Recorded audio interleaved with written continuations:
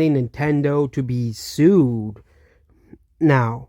Okay, now they demand the FTC to get involved with Nintendo. So, Nintendo is apparently, according to Forza, not allowed to have the games on their own consoles anymore as well. There's no one else think the FTC should get involved in Nintendo. They force every company to put games on the platform, and the only platform holder not be a third party. That's forcing for Mario Kart Zelda, and it'll be fair. Oh, boo hoo. We'll play we'll play a thing on the saddest violin. Sony's allowed to get so many exclusives, okay? But you guys are completely silent about it. Why won't the FTC investigate SIFT for not allowing, Xbox and Nintendo to have that game, to have Stellar Blade, a game that you guys are obsessed with, on, non-Nintendo, on non-PlayStation hardware?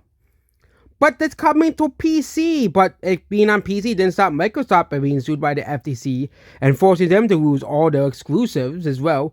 Don't be too surprised that Space Marine game is also forced to be eventually put on the PS5 as well. Because Xbox is not allowed to have any exclusives as well. But PlayStation's allowed to have exclusives because PlayStation's the greatest console of all time. We'll stand up for Sony. Supposedly such a great company. Everybody loves, okay? As well, but now they want Nintendo to not be allowed to have exclusives because then what will be the point of buying a Nintendo console if you're not allowed, if you don't play their games? Okay, the whole thing is Nintendo games are only on Nintendo systems. Okay, that's how it has always been. Maybe eventually it might be on PC if they want to put like the old Mario games and stuff on PC.